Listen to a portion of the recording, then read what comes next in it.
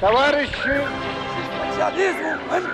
ЦК КПСС Леонидом Ильичем Брежневым. Солидарность będzie naszym pismem. Всякая перестройка хозяйственного механизма, перестройки сознания.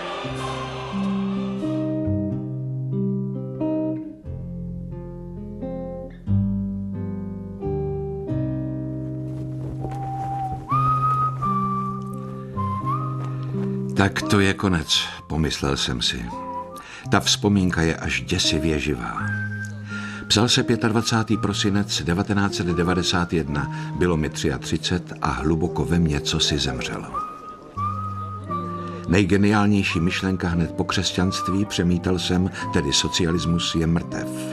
Zrodil se ze snu o bratrství a spravedlnosti, o zemi zaslíbené a po celá staletí se jeho vznik stal až směšně nereálný, ale my ho dokázali povznést na státní zřízení. Jeho konec byl stejně banální jako vysílání, jež tuto zprávu přineslo. Plešatý šedesátník uznal porážku. Já прекращаю свою деятельность на посту президента СССР. Supervelmoc, kterou nikdo nikdy nedobil, zdolala sebe samu. Ani po 20 letech tomu nedokážu zcela uvěřit a snívám o tom, že socialismus stále žije.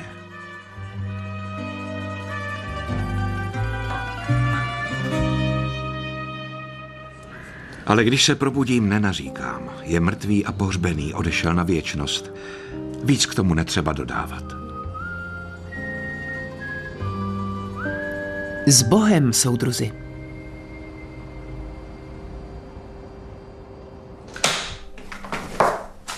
Ne, tati, to není všechno. Chceš zapomenout na systém, ve kterém jsi žil? Rozhodla jsem se studovat historii, aby se na ní nezapomínalo. Všechny ty švíme, otrocké práce, masové vraždy, Stalin, gulagy. Za tvých dob byli disidenti mučeni v psychiatrických ústavech. Stříleli se lidi, kteří chtěli utéct z ráje dělníků a celému národu se lhalo o katastrofě v Černobylu.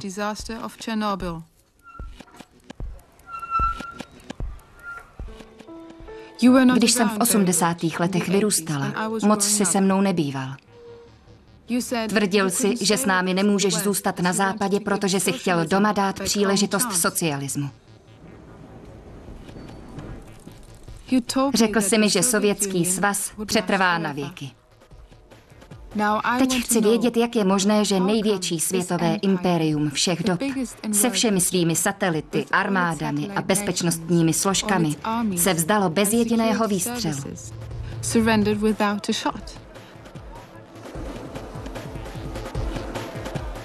Proč? A jak k tomu došlo? První část vítězství.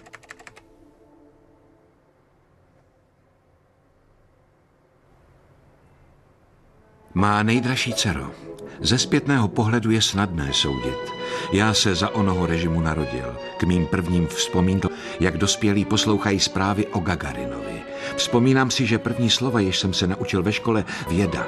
Vyrůstali jsme svědomím, že naše soupeření se Západem spojuje minulost s budoucností. Z historického hlediska bylo předurčeno, že jako první poletí do vesmíru sovětský kosmonaut. Ovšem tím si mi připomněl posledního sovětského kosmonauta. Poslali ho do vesmíru ve jménu komunismu. Ovšem psal se rok 1991. Zatímco se komunistická říše hroutila, sovětský kosmonaut pořád létal tam nahoře. Na něho i na jeho kosmickou loď, symbol sovětské nadvlády, se zcela zapomnělo. To je pro mě rekapitulace tvého problému. Promiň. Ale moment. Prosím. Opravdu bych ráda pochopila tebe i systém, ve kterém jsi žil. Vraťme se do těch dávných časů. Tvoje vlastní vesmírná odisea začala v roce 1974. Myslíš ten film, o kterém jsem ti vyprávěl? Šli jsme za školu, abychom zhlédli kultovní snímek Mladí ve vesmíru. Jeho hrdinové odletěli na 40letou vesmírnou misi. Vzdálenosti ve vesmíru jsou nekonečné, proto kosmonauti museli být mladí. Bylo jim 15, stejně jako tehdy mě. Сюда? Нет, туда. Стойте! Это зов роботов!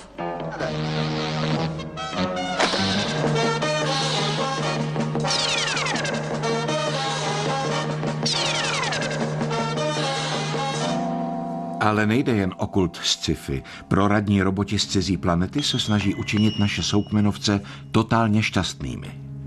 Сейчас вы будете направлены на пункт осчастливливания. Фиксирую к ликвидации склонность к состраданию, склонность к совести, аппендицит, чувство неудовлетворенности собой, склонность к доброте, склонность к любви. Tohle štěstí z donucení mi něco připomíná. Třeba socialistické brožury? Možná, ale dokazuje to, že náš socialismus umožňoval sebeironii. Jenže kdo to v té době jako ironii pochopil? 12. června 1975 si napsal: Střední škola skončila. Budeme slavit celou noc. Od zítřka začnu pracovat na své budoucnosti. Ta vypadá báječně. Jsem plný energie a žiju v největší a nejmocnější zemi na světě. V roce 1975 je Sovětský svaz na vrcholu své moci. Téměř polovina planety se nachází pod vlivem komunistů. Sovětský vůdce Brežněv se zdá být nejmocnějším mužem na zemi. Tu druhou supervelmoc porazil Vietnam. Navíc ztratila morální kredit po aféře Watergate. Spojené státy a Sovětský svaz na sebe vzájemně mířili stovkami smrtonosných raket, zároveň však učinili velké smířlivé gesto ve vesmíru při misi Apollo-Sojuz.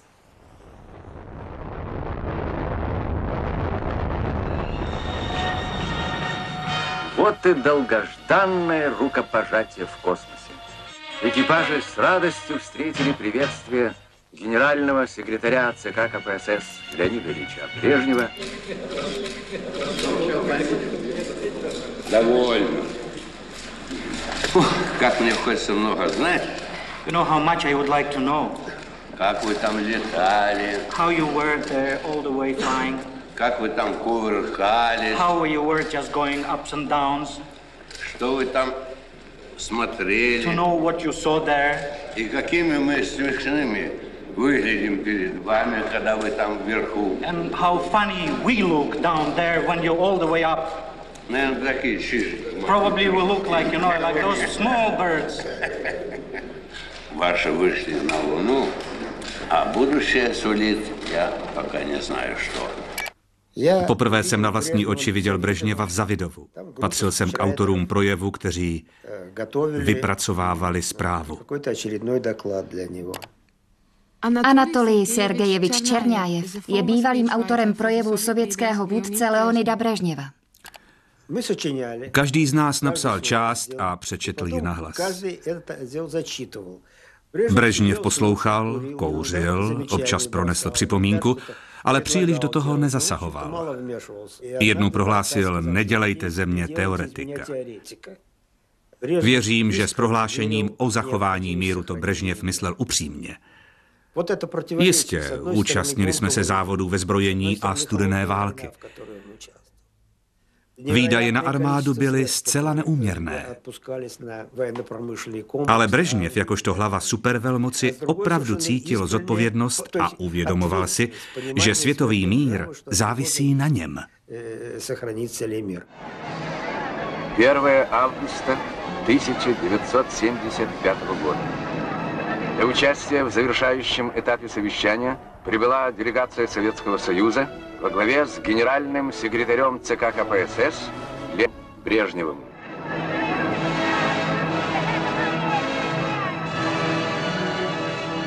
Chtěl jsem studovat mezinárodní politiku. Helsinské konference o bezpečnosti a spolupráci v Evropě se zúčastnily hlavy 35 zemí, což byla jedinečná příležitost studovat dynamiku našeho soupeření se Západem. Ostatně všechny ty úsměvy a stisky rukou se uskutečnily uprostřed studené války.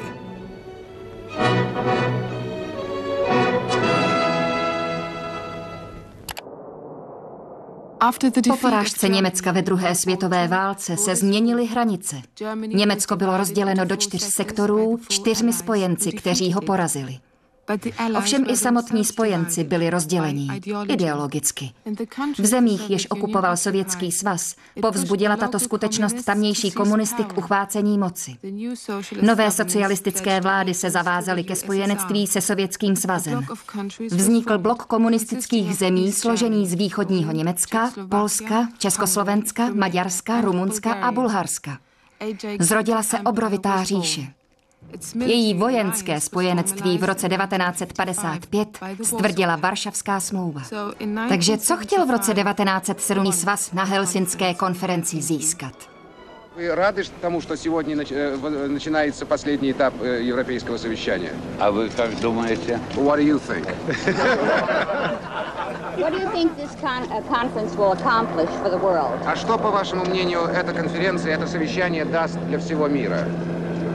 А что вы хотели? What would you like it to accomplish? Anything you want, you got it. And Tavares. Anything that you comrades. Anything. Cokoliv chcete. Takže suverénní Brežněv se svými komunistickými kolegy podepsal to, co po něm Západ žádal. Včetně odstavce o závazku respektovat lidská práva. Toto ustanovení ve 3. odstavci závěrečného aktu konference vypadalo při vyjednávání o rozdělení kontinentu jako triviální ústupek. Na přípravách této konference jsme se přímo podíleli a připravovali jsme všechny podklady. Zavládla poněkud cynická atmosféra. Dostalo se nám stvrzení neporušitelnosti poválečných hranic, aniž bychom byli něčím vázáni. Podpisem 3. odstavce už vůbec ne. Věděli jsme, že to můžeme hodit za hlavu. K čertu s ujednáním o lidských právech, říkali jsme si.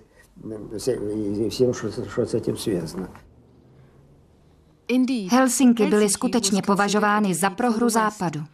Nositel Nobelovy ceny Alexandr Solženicin, autor románu Souostroví Gulag, o Stalinově hrůzovládě v předvečer Helsinské konference v roce 1975 promluvil v americkém kongresu a obvinil svobodný svět z kapitulace před komunisty. Já pытался передать вашим соотечественникам скованное дыхание жителей Восточной Европы. Именно в эти недели, когда дружным согласием дипломатических лопат будут засыпаны и утрамбованы в братской могиле еще дышащие груди. Я пытался прорвать эту стену бедственного незнания или беспечной надменности. Vzpomínám si, že jsme považovali konferenci za naše velké vítězství, za politickou a ekonomickou legitimizaci rozdělení Evropy a sovětské nadvlády nad východní Evropou. Andrej Gračov je bývalým předsedou Mezinárodního odboru ústředního výboru strany. Někteří lidé se dokonce domnívali, že tento akt vedl k finlandizaci západní Evropy, přecházející do sféry sovětského vlivu, jež se stávala akceptovatelnou. Výraz finlandizace znamenal sovětský vliv v kapitalistických zemích. Finsko s 1000kilometrovou hranicí se Sovětským svazem bylo nuceno respektovat sovětské zájmy. Kdykoliv to bylo možné, východní blok se pokoušel použít tutéž zastrašovací taktiku směrem k západu. Důležitým symbolem byla skutečnost, že ve Finsku 30 let po porážce Německa všechny západní země formálně uznaly neporušitelnost hranic komunistického světa. Včetně téhle ohyzdné. I já jsem dost stará na to, abych si to pamatovala. Komunistické země věděly, jak svou ideologii ospravedlnit. Připomínalo to kult. I ty si to často zmiňoval. Velké vítězství nad fašismem. Хотят ли русские войны?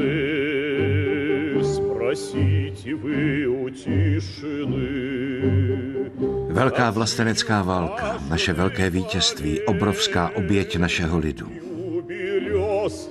Této válce jsou věnována naše nejvýznačnější umělecká díla.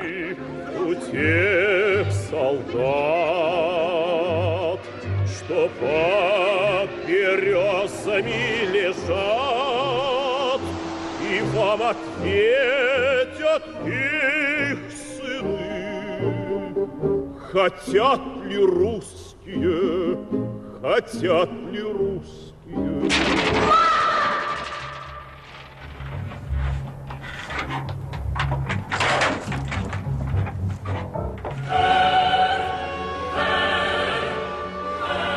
Jasně, chápu.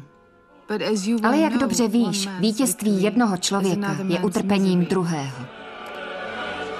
A diktátora může vystřídat jiný diktátor. Na Sovětský svaz okupovalo nacistické Německo řadu zemí, například Československo v roce 1938. O 7 let později osvobodila východní Evropu Rudá armáda. Ale do jaké míry šlo o osvobození? Co si o tom myslí Češi? Poslechněte si příběh Ondřeje Stavinohy, obyčejného českého dělníka ze Znojma. Rusy byli prej horší než Němci. I když nás osvobodili, ale prej byli horší než Němci při tom osvobozování. Prostě tam vraždili, znásilňovali a kradli, co se dalo. To mám od mámy, tohle. Už ta averze přestoupila z ní prostě na mě, na ty Rusy a na tyhle komunisty prostě. V 68. roce mě bylo 13 let.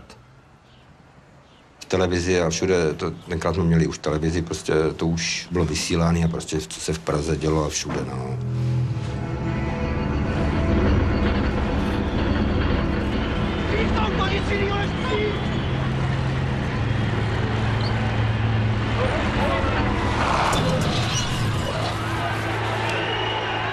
Každý výročí tohleto 21. srpna, každý rok prostě se o tom povídalo.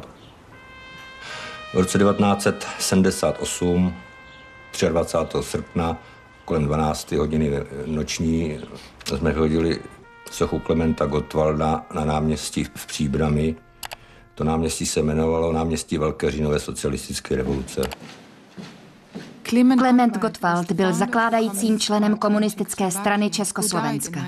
Zemřel roku 1953 stejně jako jeho věrný soudruh Josef Stalin.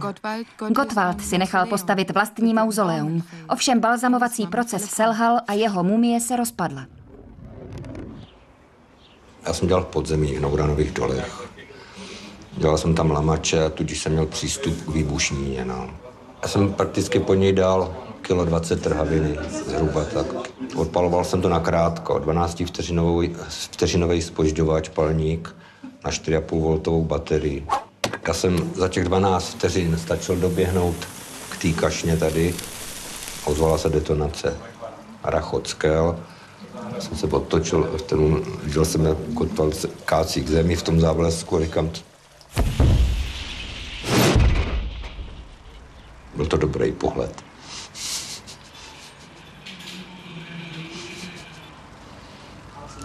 Policajti, estebáci tápali 7 dní. Prostě na nic nepřišli, než ten třetí, ten Jaroslav Týsl, co nás udal, ten se šel přiznat jako na policii, no a udal nás. On tenkrát dostal vlastně jenom rok.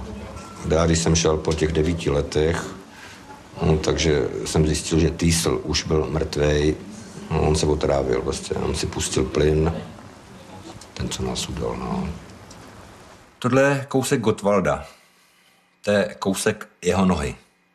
Jsem dostal od svého kamaráda, který se mnou dělal před výkonem trestu ještě, že povídá mi, ty jsi to zaplatil, tak si to vem. A odseděl prostě. Čeho může jedinec takovýmto osamoceným a zoufalým protestem dosáhnout? Jinak v životě, jako takovém životě, jako osobním, já se spíš ze vším snažil poprat nebo srovnat s tím prostě. abych toho pak litoval, jako že bych, já jsem, to ne.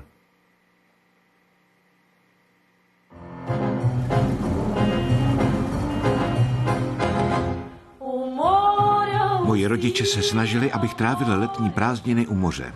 V roce 1968, když mi bylo 10, jsme odjeli do Jevpatorie na Krymu. Jednou večer při západu slunce, když se pláž pomalu vyprazdňovala, zaslechl jsem otce vyprávět matce něco nepěkného ohledně jakýchsi událostí v Československu. Tehdy jsem poprvé uslyšel výraz Varšavská smlouva. Varšavská, přestože jsem věděl, že hlavním městem Československa je Praha. Rodiče nebyli žádní dizidenti, ale tím, že do Prahy vjeli naše tanky, se zdáli být znepokojeni. Sovětští občané se všeobecně domnívali, že náš systém je ze své podstaty mírumilovný a že agrese přichází z kapitalistického světa. V roce 68 museli moji rodiče připustit, že silové řešení použila naše vláda, ale ne všechny komunistické vlády v Evropě s ní souhlasily. Pravda. Přestože bylo Rumunsko členem Varšavského paktu, odmítlo svá vojska do Československa vyslat.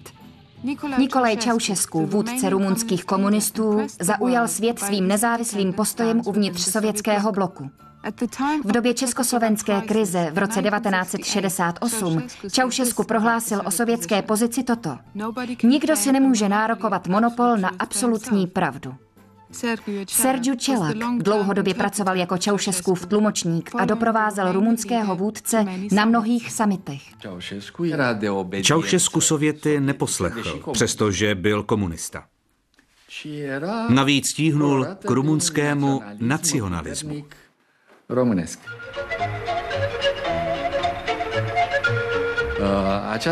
Proto v roce 1968 Rumunsko reagovalo na Sověty vedenou invazi do Československa docela negativně. Od Čaušeska to byl velice odvážný postoj. Způsobil tím vlnu nových přihlášek do komunistické strany, zvlášť ze strany intelektuální elity, jež tento krok předtím odmítala. Západ náhle v Čaušeskovi spatřil spojence. Například političtí lídři Spojených států, Německa a Francie. Čaušeska podle mě fascinovala monarchie. Proto taky při své návštěvě Velké Británie v roce 1978 trval na tom, aby se uskutečnila na nejvyšší úrovni, s doprovodem a podobně.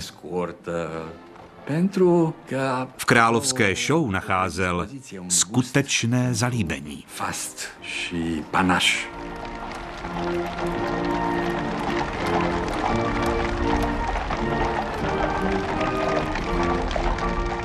Jeden okamžik byl zásadní. To, když navštívil Severní Koreu. Tam spatřil světlo.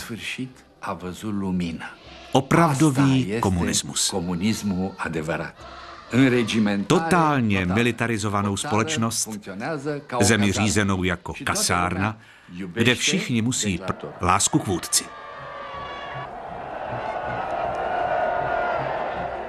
Do té doby pouze tušil, že by se mohl stát bohem. Nyní si byl 100% jistý.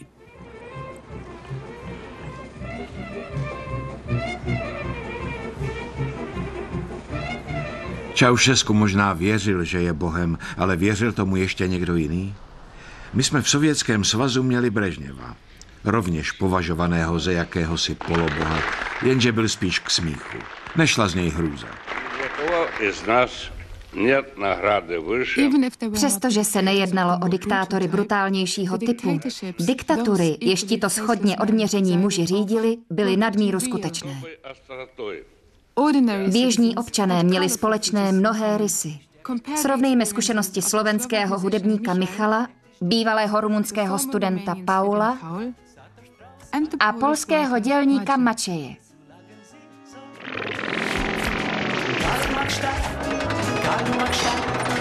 Du bist die Stadt roter Blumen, Karl-Marx-Stadt, Karl-Marx-Stadt. Je veľmi veľa legend o socializme a to je napríklad aj legenda o sociálnej spravodlivosti. Myslím si, že sa vtedy mali možno všetci rovnako zle. Systém hlásal, ako rastie životná úroveň a popri tom nebol v obchodoch toaletný papier. Stále sme prekračovali plán, stále sme hovorili o tom, ako predbiehame kapitalizmus. Nám bolo všetkých nás v socialistickom tábore rovnako ľúto. Nám boli sympatickí aj Poliaci, aj Maďari a nakoniec aj Rusi.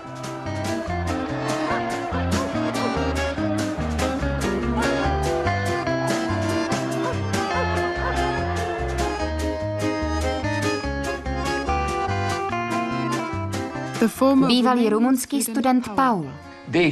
Dole u nás v domě bylo řeznictví. V noci si lidi stoupali do fronty, aby ráno byli jako první na řadě a mohli si nakoupit, aniž by tušili co. Cokoliv bylo na zítří k mání. Občas tudy Čaušesku projížděl, hned kolem mého okna. Jednoho dne uviděl frontu a zeptal se, co tam ti lidi dělají. Stojí frontu na maso? Chci, aby se tenhle problém vyřešil. A jak ho vyřešili? Řeznictví zavřeli a udělali z něj kadeřnictví. Řezník se skrýval na dvorku, kam Čaušesku nedohlédl.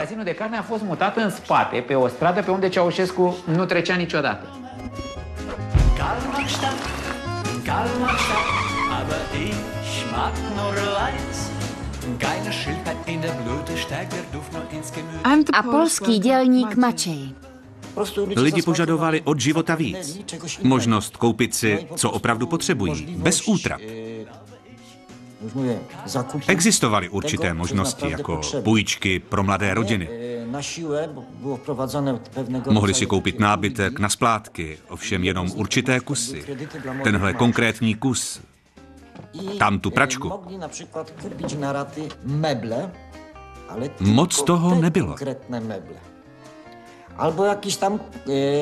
Vzniknul druhotný trh. Když někdo získal něco, co nebylo v obchodech, vyměnil to za něco jiného. Pračku za gauč a tak podobně. Byl to obrovský trh.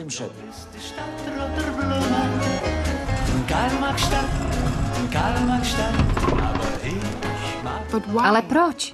Proč to muselo zajít až k téhle směšné ekonomice prázdných regálů? A to v říši, která dokázala vyslat lidi do vesmíru. Při budování socialistického tábora jsme udělali zásadní chybu. Vybudovali jsme i socialistický trh.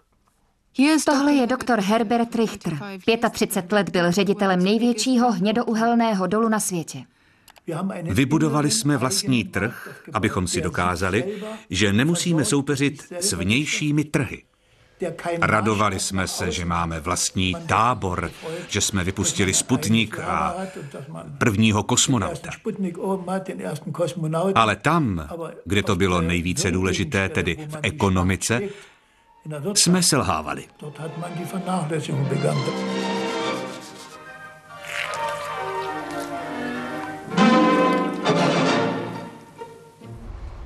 Někteří lidé, i když ne všichni, toužili po západním zboží. Ovšem bylo jasné, že otevření kapitalistickému světu přinese i kapitalistickou ekonomiku a tu nechtěl každý.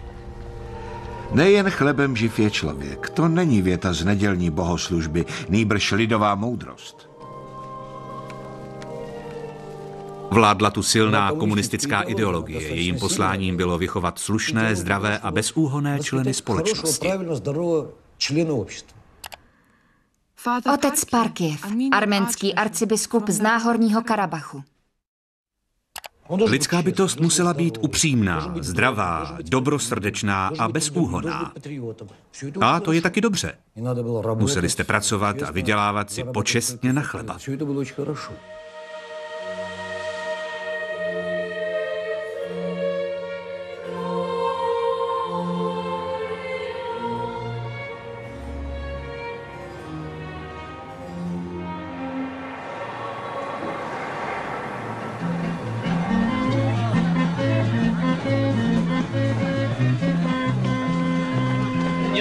работаем. Как большинство, проходчик.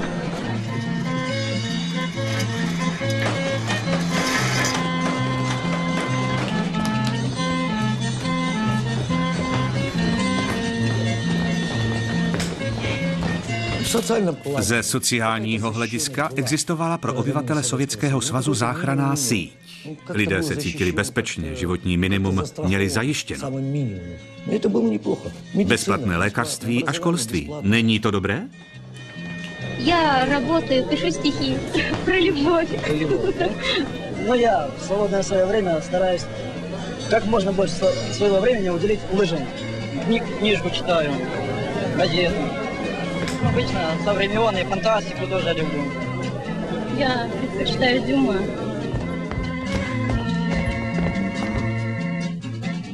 Свободное время, как говорил Карл Маркс, это мерило духовного богатства общества. Komunismus fungoval jen pro ně, pro všechny, jak původně hlásal. Kromě dělníků to byla inteligence. Bystrá, chytrá a občas cynická. Přinejmenším v Moskvě psali o leninské revoluční teorii jedině idioti. To bylo pro pitomce. Aleksandr Cipko, profesor marxismu-leninismu. Trik spočíval ve formálním následování marxismu, ovšem s důrazem na věci, jež vlastně revoluční teorie neobsahovala, tedy diktaturu proletariátu. V tomto ohledu se východoevropané nelišili. Všichni jsme v tomto systému žili. Tady vyvstává dilema. Nevěříte ve vítězství komunismu ani v třídní boj, ale musíte v onom všeobjímajícím systému žít. A žít se v něm dalo. Šlo o ojedinělou civilizaci, kterou komunismus vyprodukoval snad i nechtěně. Zajímali jsme se i o západní kulturu, ale nenapodobovali jsme ji. Kašlali jsme na auta, nikdo se nechtěl stát bankéřem, výraz manažer tehdy ani neexistoval. A tahle naše legrační civilizace některé zahraniční návštěvníky fascinovala. Například jistou západoevropskou dívku, kterou jsem poznal. Nebyl jsem si jistý, do koho nebo čeho se zamilovala, zda do mě či do poetického nepodléhání materialismu, jaké našla v Leningradu. Třeba by se jí na to mohla zeptat. Byla to totiž tvoje matka. To bych mohla. Ovšem ne každý tuto romantickou vizi sovětské společnosti sdílel. Například Aleksandr Podrabinek, člen moskevské helsinské skupiny, dohlížející na vládní dodržování helsinských dohod o lidských právech. Skutečnost, že lidem bylo v životě zdánlivě dopřáno trochu soukromí, neznamenala, že byli svobodní. Mohli vás zavřít za to, že jste vyprávěli vtip. Za Stalina vás vtip dostal na 10 let do pracovního tábora. Za Brežněva si vás za vtipkování maximálně zavolali na kobereček. Takže se smělo víc.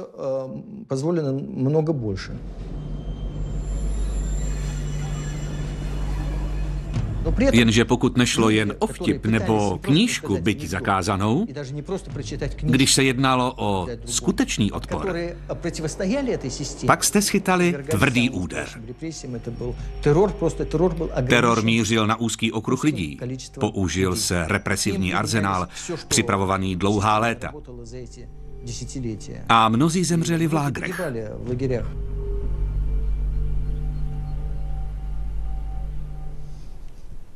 Síla disidentského hnutí spočívala v jeho otevřenosti.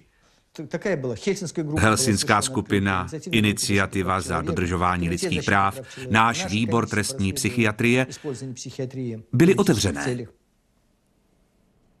Po Helsinkách získávalo stále více disidentů motivaci vzdorovat režimu. Objevila se nová světová supervelmoc, veřejné mínění.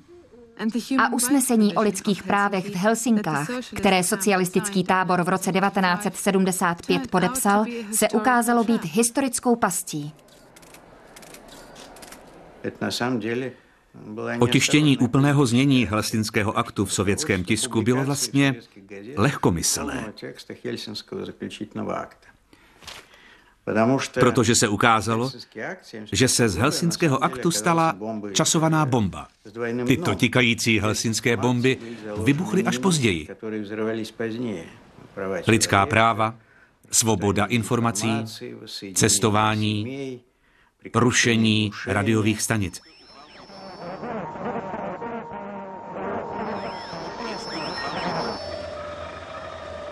Rozhodl jsem se napsat knihu o politickém zneužívání psychiatrie. Jsem lékař a prováděl jsem pro svou knihu řadu let výzkum. Jednou v roce 1976 jsem navštívil v psychiatrickém ústavu vězně jménem Michail Koukobaka.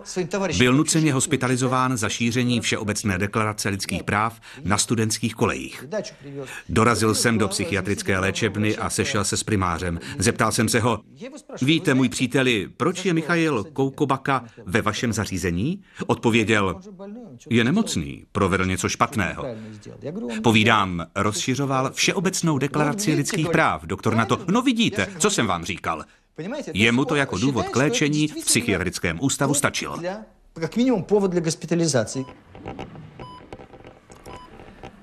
Zneužívání psychiatrie k pronásledování disidentů je zjevně špatné, ale můžeme si být jisti, že si psychiatři vždycky uvědomovali, že někdo, kdo se, řečeno dnešními slovy, chová nenormálně z politických důvodů, je ve skutečnosti normální?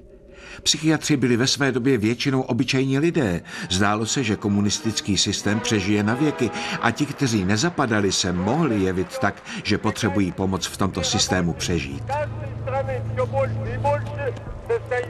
Některé definice normality mi připomínají otrokářství. Navíc systém, který popisuješ, nechtěl zotročit jenom těla, ale i mozky.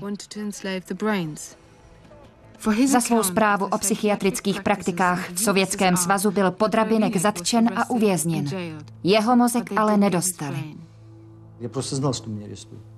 Věděl jsem, že mě zatknou. KGB odvedla svou práci. Dostali instrukce zaměřit se na jednu osobu, sesbírat informace a důkazy a zatknout ji. Věděli, jak člověkem manipulovat. Když sedíte u stolu s vyšetřovatelem, musíte pochopit jedno: důstojník před vámi není člověk. Nesmíte se s ním spřátelit, vést konverzaci. Musíte odmítnout kávu, čokoládu, cigarety nebo brandy. Je to robot, stroj.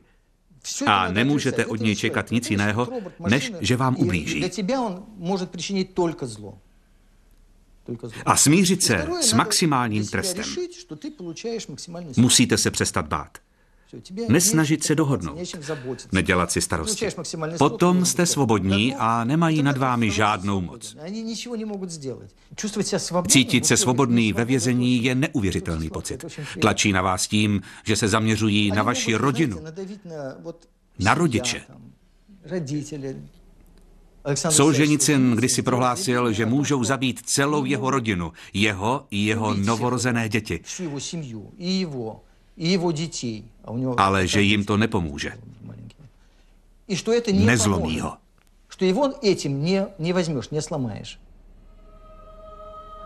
A je ochota obětovat vlastní děti morální? Podle měřítek většiny dnešních lidí nikoliv. V současnosti by se jen hrstka lidí stotožnila s Abrahamovou ochotou obětovat vlastního syna kvůli hypotetickému cíli. Tak to od tebe sedí. Nebyl pro tebe vlastní cíl důležitější než zájmy tvých blízkých?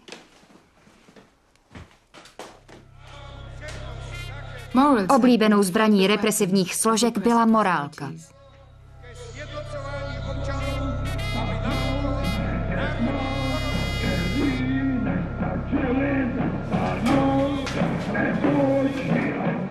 Underground nebyl pro komunisty dostatečně morální, takže aby na vás režim zaútočil, nemuseli jste být hrdinou. Přesně to se přihodilo československé rockové skupině Plastic People of the Universe.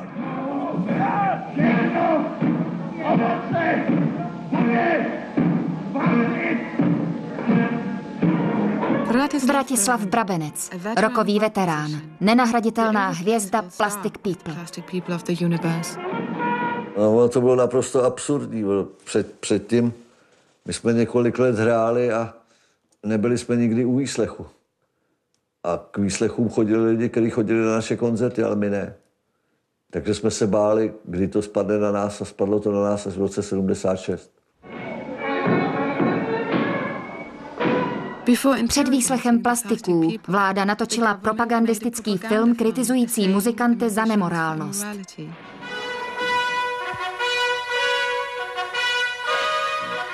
V podzemních sklepích na popkoncertech a rockfestivalech akustické narkotikum boří a otřásá i zákony států. V bezvýchodném buržoazním světě je to snad určitý druh úniku od hrozných sociálních a pracovních podmínek mladých, ale od čeho utíkají tady, co chtějí bourat u nás. Vystudovaný filozof Ivan Jirous, přezdívaný Magor, v Mžiku sepsal nové nekonformní dílko. Bratři a sestry, buďte volní. Volný v lásce i sexu. Odejte svou duši ďáblu. Nebojte se LSD. Bratři a sestry, pijte a radujte se. Dopřáváme hudbě, i té ze západu. Jen podle západní propagandy tančit nebudeme. Ani podle odpadlíků. To určitě ne. Nikdy.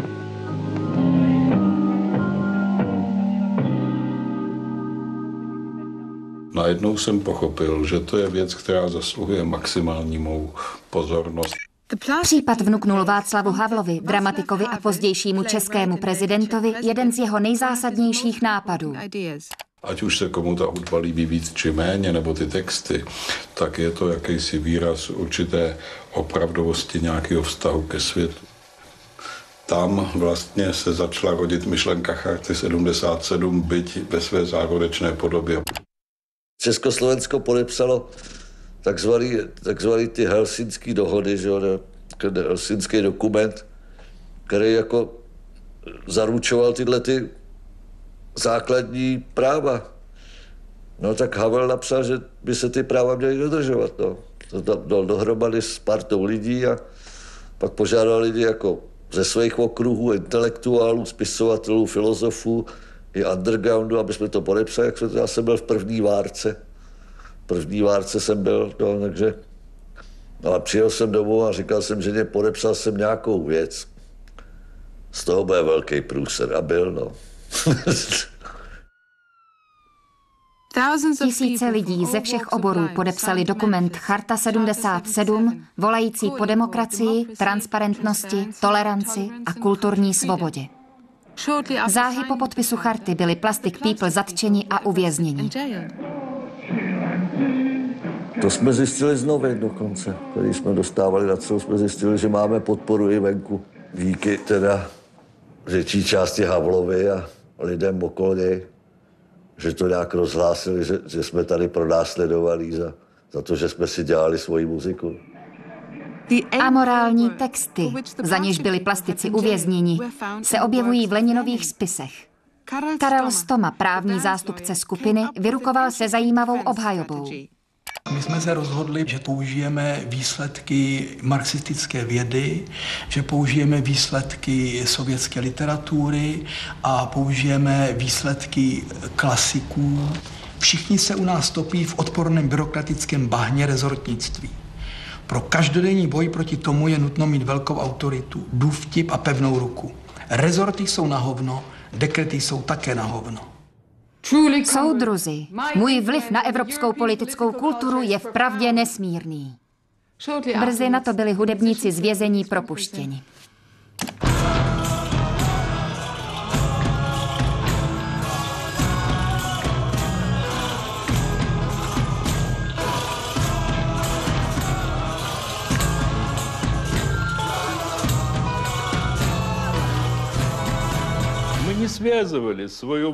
Nespojovali jsme svou svobodu a budoucnost se Západem. Spojovali jsme ji se změnami ve východní Evropě. A vzájemně jsme tento proces duchovní svobody podporovali. Друг другом.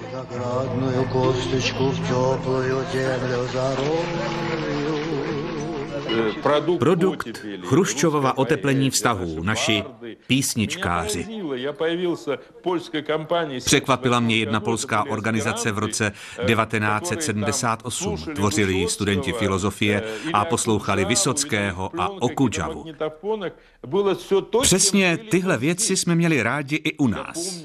Pamatuju si, že v červenci roku 1980 vystoupil Vysocký s Tagankou ve Varšavě v Hamletovi. Moře lidí z celé Varšavy stálo ve frontě před divadlem. To byla oslava lidského ducha. Vladimír Vysocký, básník, zpěvák, herec. Vzpomínám si, jak jsem jako malá poslouchala jeho písničky z magnetofonu. Jeho vzdorovitě energický hlas je nezapomenutelný. Zatих, já vyšel na podmost. Pochopila jsem, že je to možná nejpopulárnější umělec v Sovětském svazu, nesmírně proslulý i v dalších zemích sovětského bloku, a to ku podivu i přesto, že se jeho písničky oficiálně neprodávaly. Je zřejmé, že jsme neměli řádnou demokracii, ovšem lidé našli způsob, jak dát najevo, co se jim v kultuře líbí a nelíbí. Jejich politické narážky se mísily s emocemi. Proto naše básně a písničky obsahují tolik vášně. Každý v Sovětském svazu znal a zbožňoval Vysockého a ta náklonnost byla ještě větší právě proto, že se jeho dílo nevydávalo. Ale víš, co se stalo s největším oblíbencem Sovětského svazu? Nebo ne? Рвусь из сил, из всех сухожилий. Но сегодня опять как вчера обложили меня, обложили.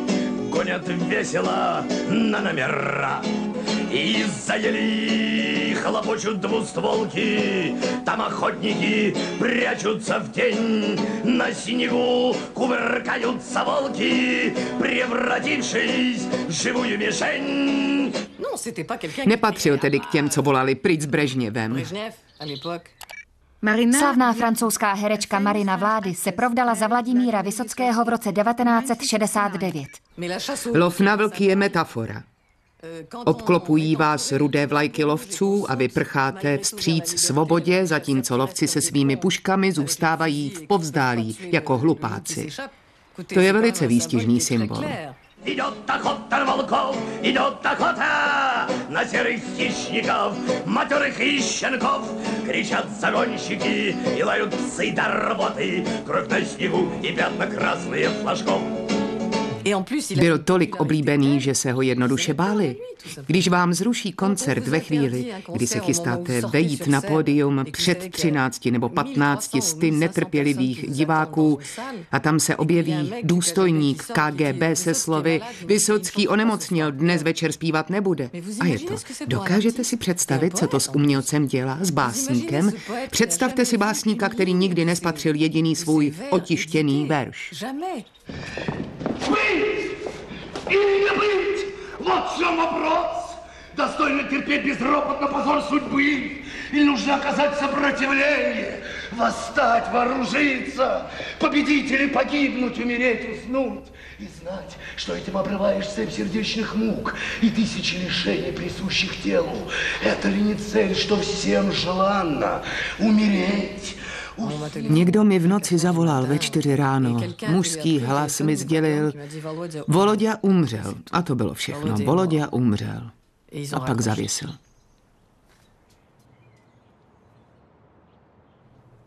Přes 1 milion lidí v ulicích Moskvy. Neslýchaný počet na nepovoleném shromáždění v komunistickém státě. Přišli se rozloučit s rebelem a možná, aniž by si to zcela uvědomovali, oslavit rebelství v sobě samých.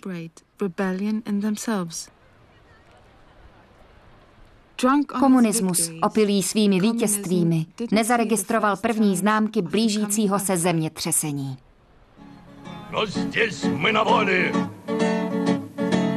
Ведь это наш мир.